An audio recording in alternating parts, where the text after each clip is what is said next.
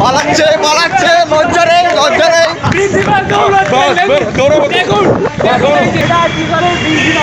লজ্জা নেই প্রিন্সিপালের। এ নাকি কোথার থেকে চণ্ডীগড় থেকে নাকি পড়ে এসছে আবার নাকি।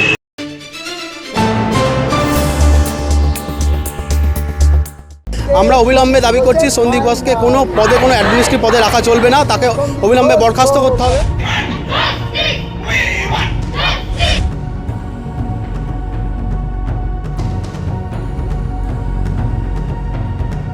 আরজিকর কাণ্ডে গোটা বিশ্ব তথা দেশ যখন উত্তাল, তখন তার মাঝেই বিভিন্ন মহল থেকে আঙুল উঠছে প্রাক্তন অধ্যক্ষ সন্দীপ ঘোষের দিকে। ইতিমধ্যেই সন্দীপ ঘোষকে দফায় দফায় জিজ্ঞাসাবাদ চালাচ্ছে সিবিআই। এমনকি কলকাতা পুলিশও সন্দীপ ঘোষের বিরুদ্ধে মামলা রুজু করেছে।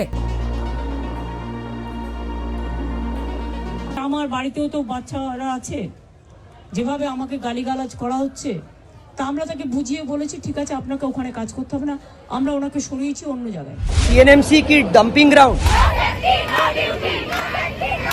এই আবহেই কয়েক বছর আগে আরজিকরে মেডিকেল কলেজ পড়ুয়াদের আন্দোলনরত একটি ভিডিও ভাইরাল হয়েছে। সেই ভিডিওতে দেখা যাচ্ছে আন্দোলনরত ছাত্রছাত্রীদের হাত থেকে বাঁচতে তৎকালীন অধ্যক্ষ সেই সন্দীপ ঘোষকে ছুটে পালাতে। অবশেষে পুলিশের সহযোগিতায় পালাতে সক্ষম হলেন। আসুন দেখে নেওয়া যাক সেই ভিডিও।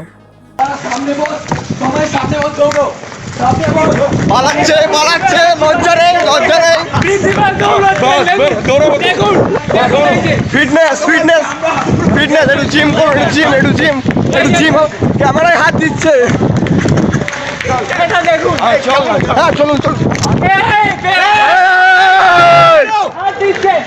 ক্ষমতা দেখুন, প্রিন্সিপাল পালাচ্ছে। লজ্জা লজ্জা লজ্জা নেই,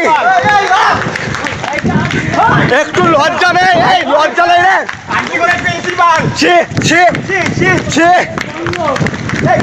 গেট বন্ধ। আরে আরে দাদা কোথায় যাবেন?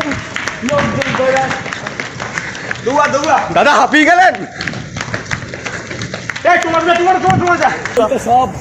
সব রেকর্ড হচ্ছে। প্রিন্সিপাল কলেজ ছেড়ে পালাচ্ছে। আরজিকরের প্রিন্সিপাল কলেজ ছেড়ে পালাচ্ছে। একজন হয়ে যাবে দাদা, একজন হয়ে যাবে। একটু স্টেটে সেটা বসে যান, হয়ে যাবে দাদা। হয়ে যাবে। আরে প্রিন্সিপাল বলে কথা নিয়ে নিন না। হয়ে যাবে দাদা, ডবল হয়ে যাবে।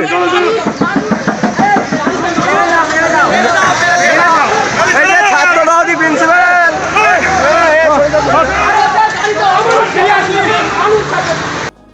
দেখলেন তো, বছর খানেক আগে ছাত্রদের হাতে তাড়া খেয়েও কি করে সন্দীপ ঘোষ অধ্যক্ষ থাকেন, তাও আবার বহাল তবিয়তে।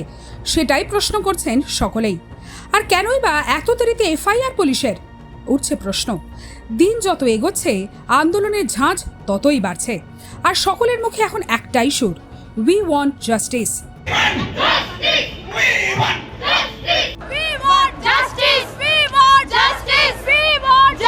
অর্থাৎ বিচার চাই। ব্যুরো রিপোর্ট, লটারি সংবাদ।